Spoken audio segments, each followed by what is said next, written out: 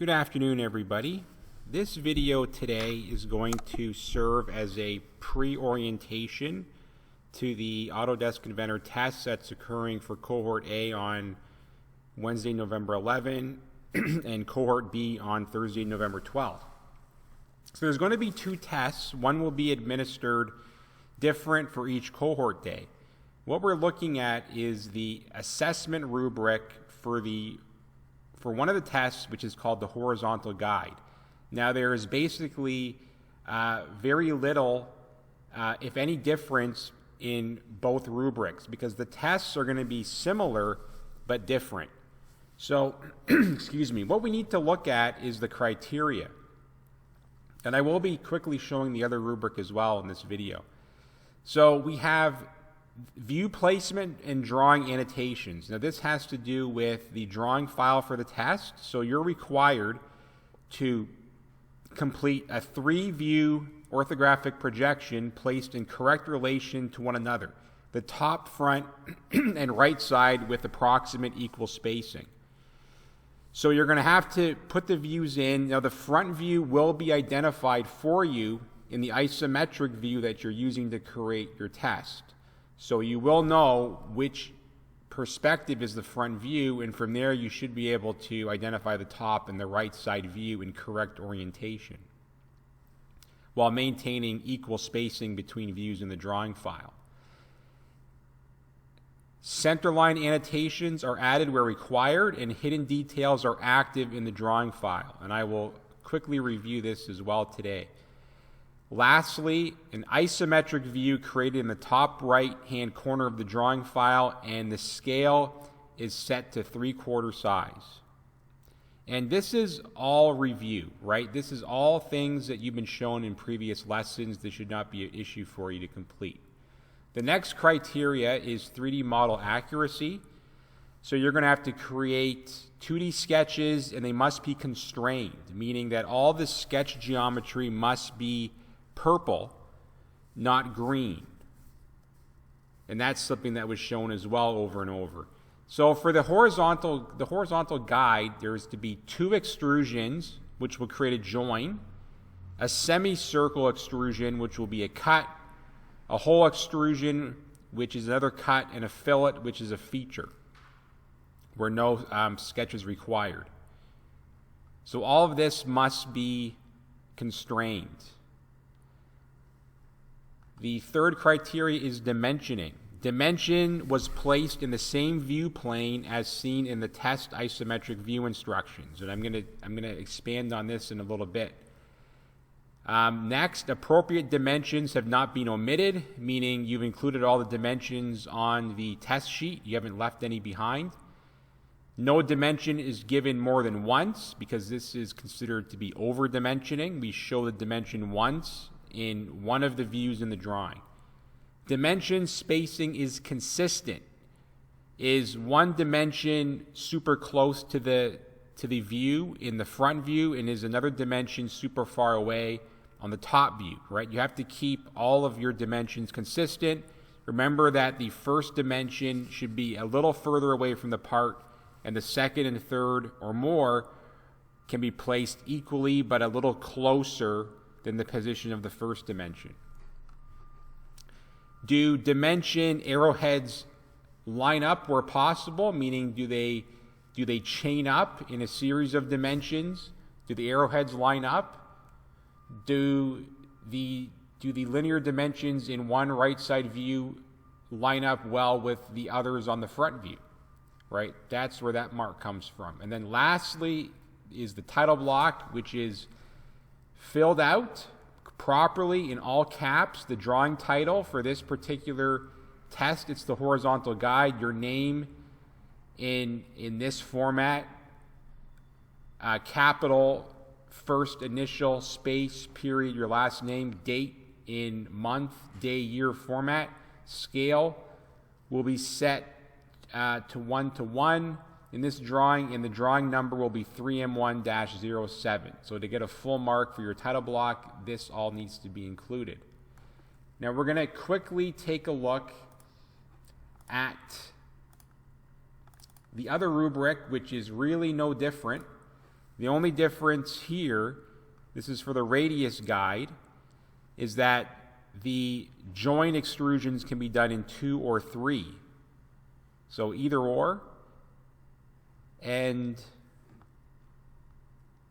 that's basically it. That like I said, there's really no difference in the assessment tool for either test because the tests are very, very similar. So we're going to take a look at an example of a 3D model that you've completed before in the previous lessons. Now, a quick review of, if I go to extrusion 1, right click, left click, edit sketch, it brings me back into the sketch I constrained. And this is what a constrained sketch looks like. It's connected to 0, 0, and all the dimensions are completed to make it go purple, right? So if I'm extruding something and I have a green line, it's not constrained. So that's one thing that you're going to have to make sure that you've done. I'm going to undo that. I have another example of a part that is metric that I want to use to demonstrate how to create the drawing file. So this is a part that my grade 12s work on as a part of an assembly, and I think it's something I want to use today to be able to show you how to complete and begin a drawing file. So we're going to go to File, New, New, and for the test, we're going to be completing our models and drawing files in metric. So this is very important. So for tomorrow, to start your 3D model, you're going to go into Autodesk Inventor, you're going to select New, New, and you're going to switch to metric. And you're going to select standard mm.ipt. This is very, very important. You're used to being in the English template and selecting the standard inch, but we're going to make sure that we're in metric. We're going to select standard mm.ipt. Then we're going to click Create. And then you're going to be creating the 3D model as you've always done. Now for this part here, I've already gone ahead and modeled this, so now I'm going to create the drawing file. So I'm going to go to File, New, New, make sure I'm still in metric templates, and come down and find ANSI mm.idw. Right, so it's down here. We want millimeters, metric. We're going to select Create. This is going to bring us into the sheet size. Now, we know that it always defaults to a D size sheet. So on one test, if you're given instructions to change to a sheet size A, which is not what this is a D size, we're going to go up to Drawing Resources, we're going to click Sheet Formats, and we're going to select A, Landscape. Right? So that is how you would select it for an A-size sheet.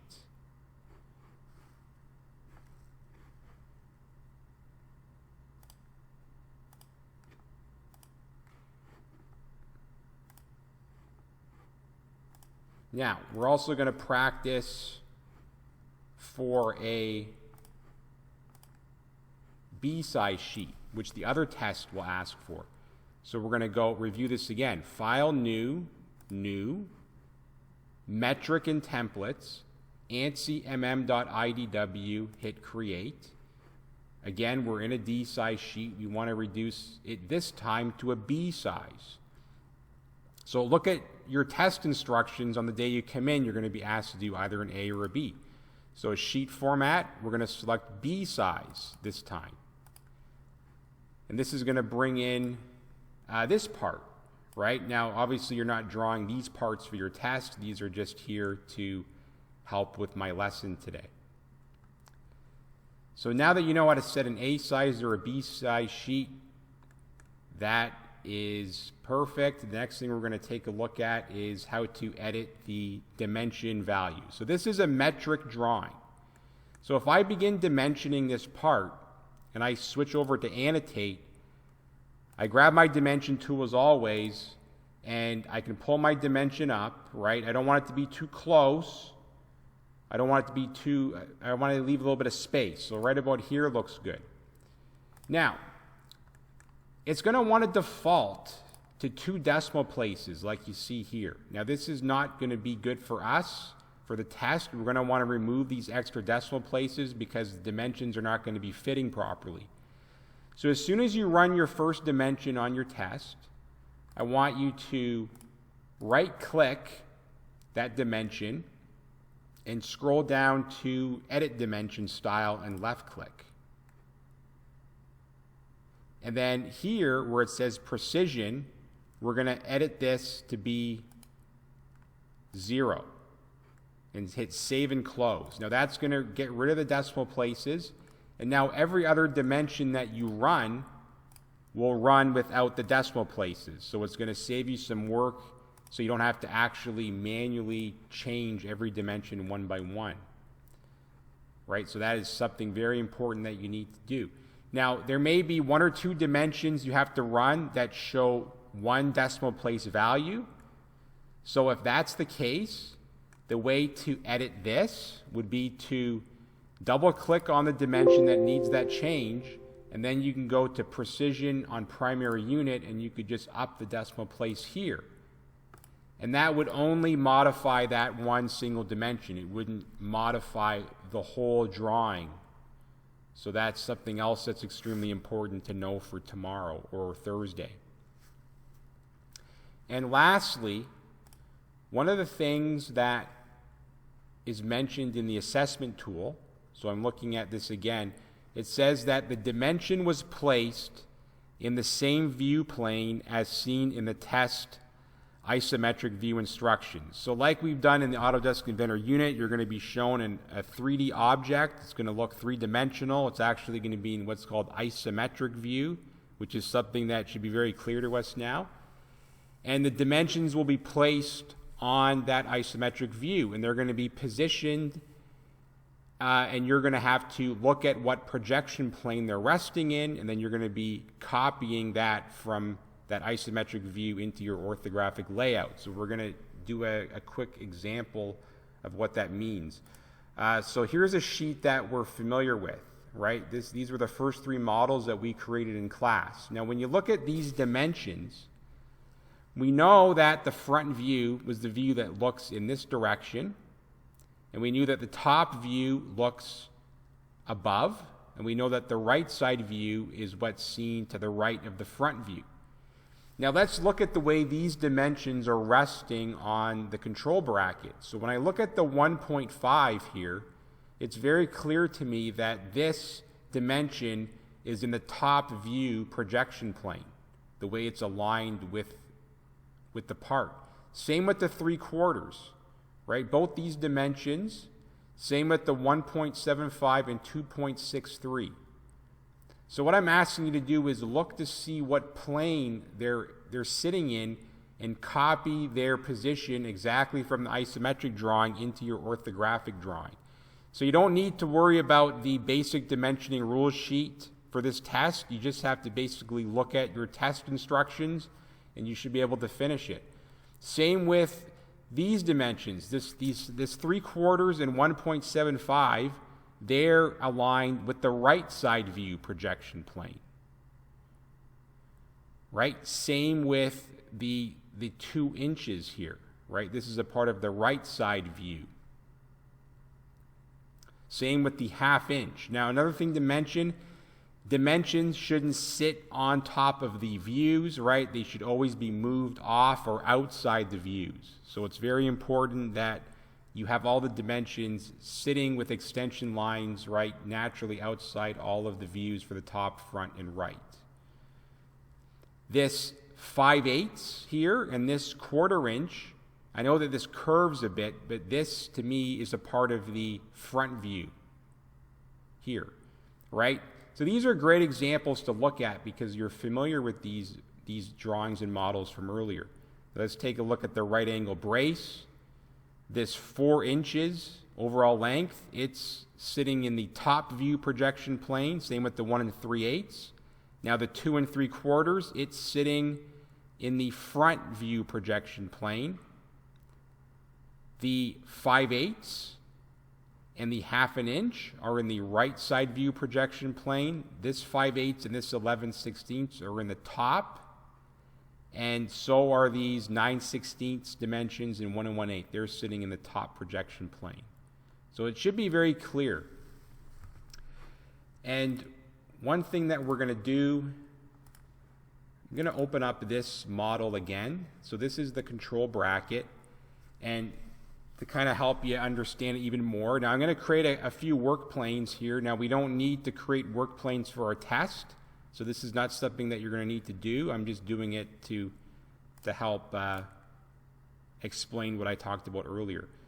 So this surface represents a top view, right? And I can create a plane here.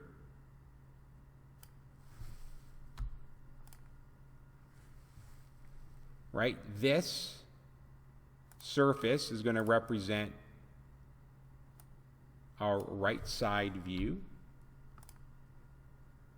And then this surface here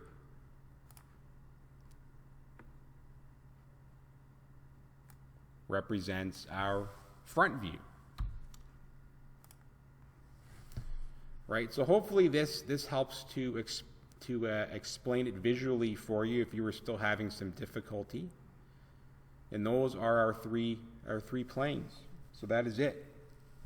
So just a quick recap, you know, we've learned how to set up a metric millimeter part file, a metric millimeter drawing file. We've learned how to set the sheet size for either an A or a B size, depending on what test you're being assigned, and also how to edit your dimension to get rid of all of the decimal places so it's just one whole number, and as well as how to quickly edit 1 or 2 dimensions to show an extra decimal place. And I'm not going to review title blocks because I've done quite a bit of that already, and I think that there's nothing new really to learn or do in our test. So that's going to conclude this video here. So it's very important that you practice this ahead of time at home if you're not sure. And I will see you either on Wednesday or Thursday. So we'll be completing the test. We'll be starting around 8:45 to 9 o'clock range. Take care for now.